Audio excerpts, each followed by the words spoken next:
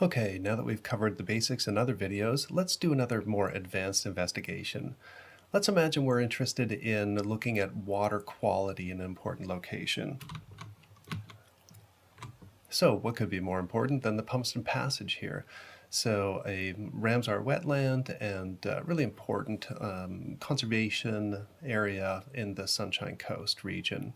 So here's the Pumpston Passage. Now what I'm going to start by doing is showing the different water bodies. So I'm going to go to the Environment Livability Strategy layer and turn that on. And I've selected the natural environment and gone through down the hierarchy into waterways and wetlands and turned on both the small river systems and creek systems here, those individual lines, and then also these larger water bodies that you can see in there. Well, we would obviously have an environmental management interest in looking at where are the ecosystem functions happening that relate to, providing good water quality. So those ecosystem functions would, include, not necessarily be limited to, but certainly they would include, for instance, disturbance regulation and nutrient regulation and soil retention and waste assimilation. So let's turn those on so we can actually see where those are occurring. Now, of course, I can turn them on here with the, this overlay showing high performing and low performing areas, and I could create a map of all of those. Here's, waste treatment and soil retention and nutrient regulation and disturbance regulation all combined together.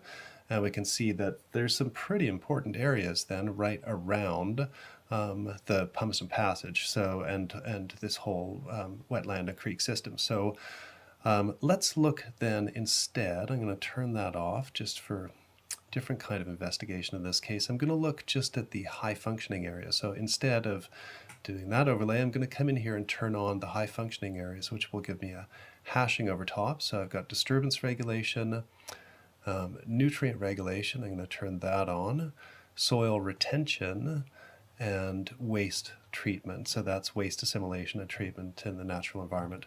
And then I can zoom in a little bit here, and you can see then, all of these areas surrounding the Pumpston Passage that are really critically important to maintaining the water quality there because of the functions that are being performed there, those ecosystem service functions.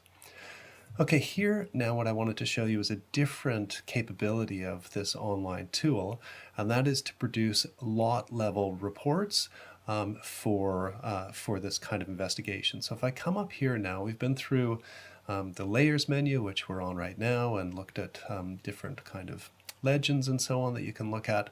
Now I want to click on this EF button, and that stands for the Ecosystem Functions Reporter.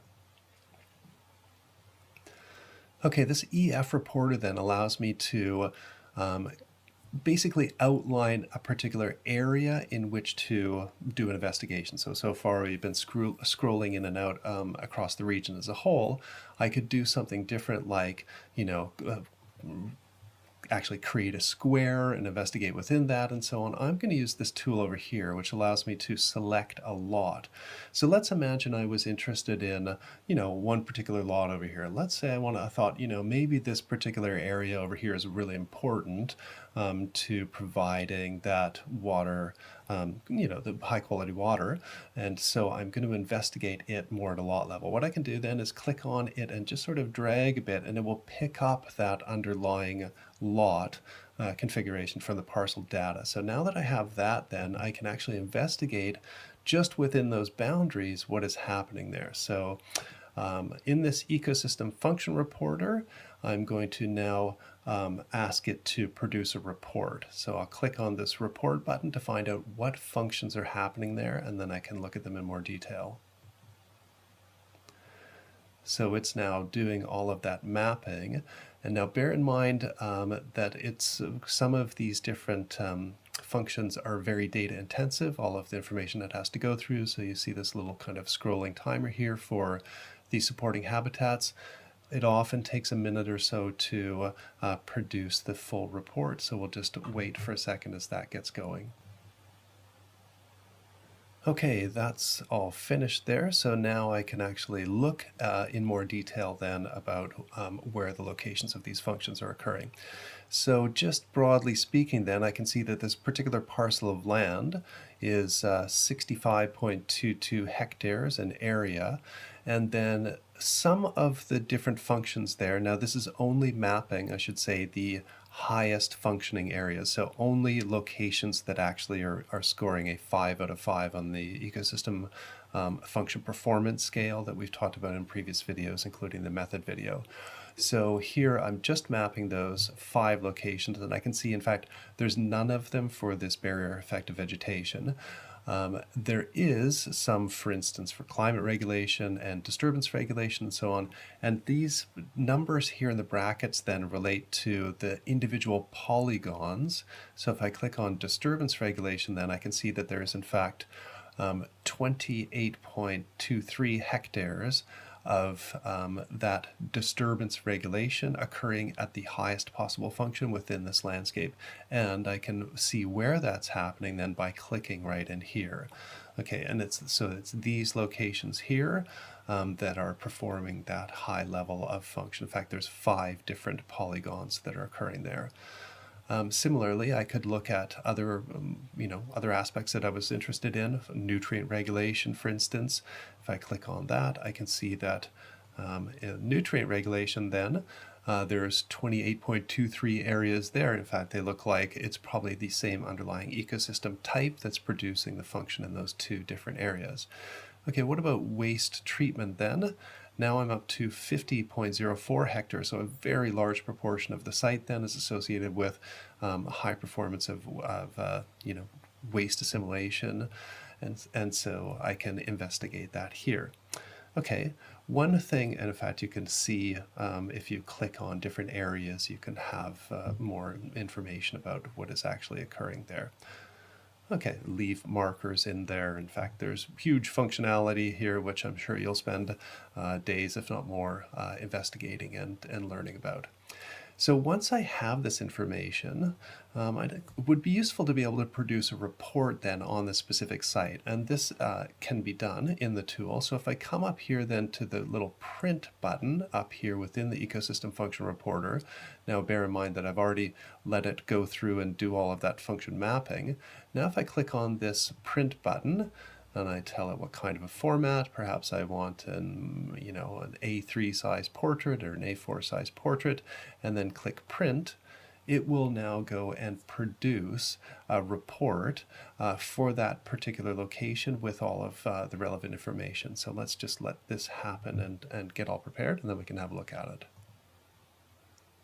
Okay, that report has now been generated, and we can have a look at it. So here we see that the first page of it then is the area and the location, the particular time that we produced it at, and you can see that the layers that I had turned on in the ecosystem function mapping tool, the high functioning disturbance regulation and so on, and all of those overlays from the Sunshine Coast Council layers are showing here. So I could enter information in if I wanted to make some notes here about what I found. And then further down in the report, then you can see each of the 19 functions then is listed here, and the hectares associated with the highest performing areas. So only 5 out of 5 performing areas, full performance. Those hectare areas are shown for that particular site. So for instance, I can see that there was no 5 out of 5 high performance areas for the barrier effective vegetation. There was 2, these are polygons within that area that have a total hectare area of 28.22 for biocontrol and so on. So I can see that it's obviously important for water supply, waste treatment, supporting habitats, and so on. I can get a better sense of what functions are occurring there and how much of that total lot that those functions are occurring within. There's sort of spatial extent. Okay, if I scroll down here further, that's some pretty useful information.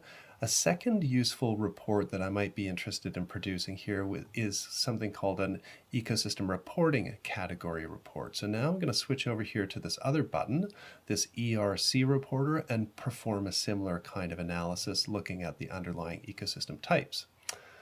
So Coming back over here, I'm leaving on those same layers, which were the nutrient regulation and so on, and the water body layers. Now I'm going to come back in here into the ecosystem function reporting, the ecosystem reporting category reporter, and again use this little selection tool to select that lot and perform a similar kind of report, undertake a similar report for that lot, now looking at the ecosystem types. So I'll push report and then wait as that is generated. Now that one went much more quickly, so I can get right in there and have a look at it. So you can see that there is 6, there, again the same size there. There's now I can look at the different hectare areas of different types of regional ecosystems. So for instance here, if I'm looking at the coastal zone wetlands, and that for us is a single ecosystem reporting category, I can see that here is the wetland RE, and so I can actually break it down into the individual REs that are occurring within this area. So I've got the wetland RE 12.1.2 in there, and if I were to look, for instance, over here at the coastal zone wetlands, I can click on here and see, oh, it's a very tiny area. It's pretty hard to see at that scale. Let's look at something else. Here's a different one. This is a regional ecosystem type 12.1.1. So I can look at those individual ecosystem types that underlay our functions and their location within this area. So Palestrine wetlands, I've got quite a bit bigger areas there of the 2 different categories, regional ecosystem types 12.3.6 and 12.3.5. What else have we got in there? Lots of native regrowth in there, and certainly a lot of native improved grasslands categories, and it even looks like we have some a tiny little bit there on the edge there of bushland reserves, and that looks to be in the Coochon Creek Esplanade Bushland Reserve. Again, I can produce a report from that, so if I come up to the print button up at the top here, and again I'll just select A3, and it will produce a similar report. We'll have a look at that. Okay, so here it's finished now, and we've got a complementary report to our ecosystem function site level screening report. Now we have an ecosystem reporting category. So again, the same lot and the same hectares and so on. And now if I go down here, you can see what it's showing me is the instead of the functions, the different ecosystem types, and I have 27 different ecosystem types here. And if we look over here at the areas and hectares, we can see, for instance, there's 54 polygons. Remember, we're working up from, micro scale sort of areas here. I can see that there's 54 different polygons covering 21.52 hectares in total of the site. So, roughly a third of the site are native and improved grasslands. I've got native regrowth is another big area, and then the Palestrine wetlands. So those are the 3 predominant ecosystem types there. And you can look then at more detail, in fact, at the different REs that are that make those up in here. Which can be useful. In fact, this one also has then the expert panel scores there that relate the ecosystem type and its performance of different ecosystem functions.